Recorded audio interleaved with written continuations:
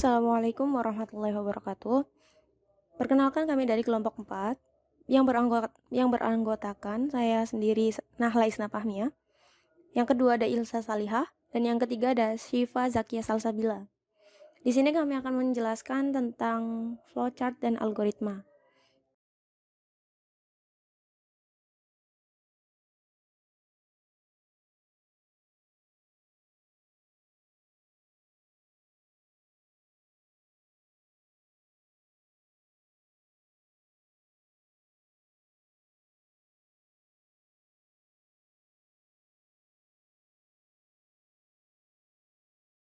Tujuan pembahasan kali ini yaitu membantu mahasiswa dalam mendalami materi algoritma dan flowchart.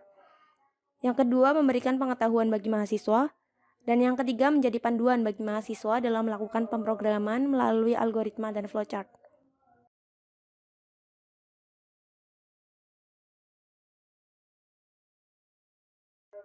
Yang pertama ada pengertian algoritma. Algoritma merupakan urutan atau langkah-langkah untuk perhitungan atau untuk menyelesaikan suatu masalah yang ditulis secara berurutan.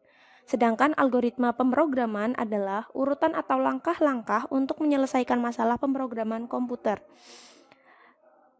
Algoritma juga bisa dijabarkan bahwa algoritma itu ide dari sebuah pemrograman. Proses pengalihan bahasa manusia menjadi bahasa yang bisa dimengerti oleh komputer.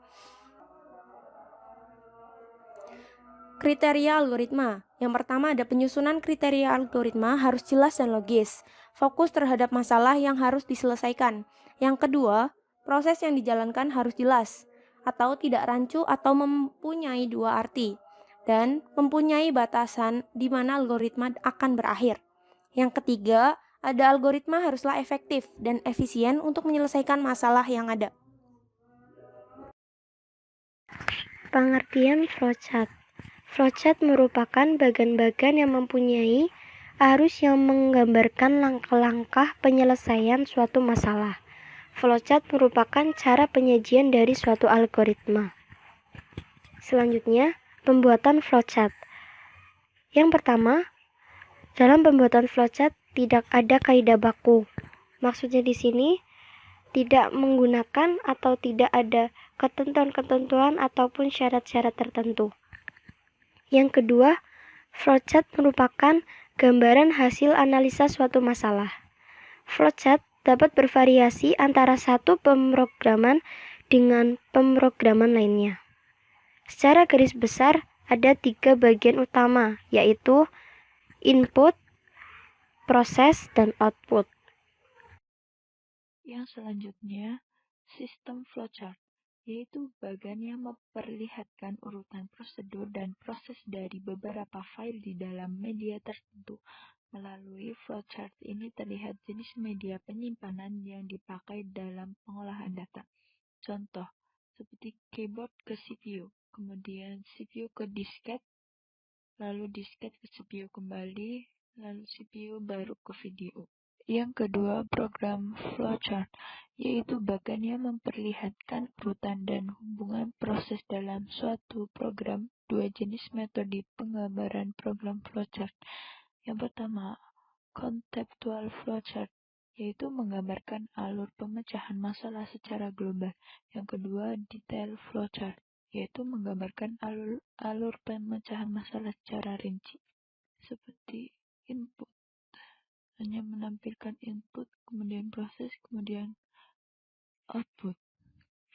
Sedangkan detail flowchart yaitu dari start, kemudian input harus jelas dengan data-data yang dimasukkan, kemudian baru jumlah, kemudian prosesnya harus ditampilkan, baru kemudian outputnya. Selanjutnya, simbol flowchart. Simbol-simbol yang dipakai dalam flowchart dibagi menjadi 3 kelompok. Yang pertama, flow direction symbol.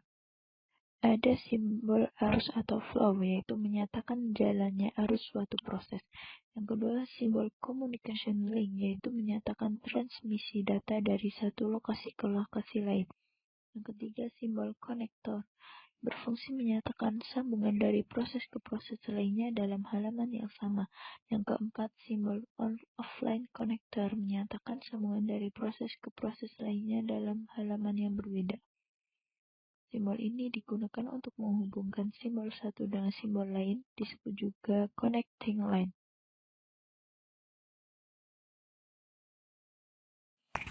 Simbol flowchart. Simbol pertama yaitu simbol proses. Menyatakan suatu tindakan proses yang dilakukan oleh komputer. Selanjutnya, simbol manual, yaitu menyatakan suatu tindakan proses yang tidak dilakukan oleh komputer.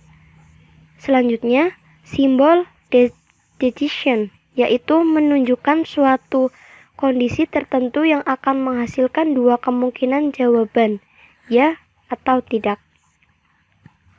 Simbol predefinite process, yaitu menyatakan penyediaan tempat penyimpanan suatu pengolahan untuk memberi harga awal. Simbol terminal, yaitu menyatakan permulaan atau akhir suatu program. Simbol keying operation menyatakan segala jenis operasi yang diproses dengan menggunakan suatu mesin yang mempunyai keyboard. Simbol offline stroke menunjukkan bahwa data dalam simbol ini akan disimpan ke suatu media tertentu.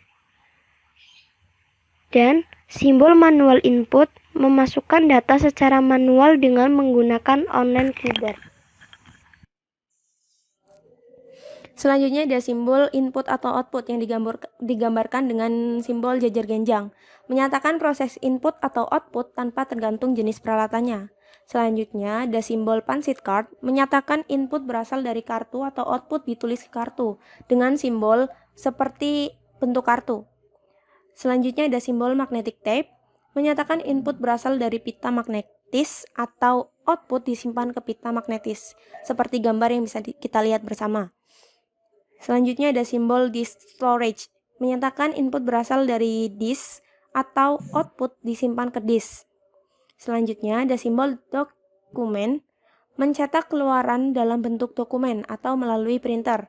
Selanjutnya yang terakhir ada simbol display, mencetak keluaran dalam layar monitor. Demikian penjelasan dari kami, kurang lebihnya kami mohon maaf. Wabillahi taufiq wal hidayah. Wassalamualaikum warahmatullahi wabarakatuh.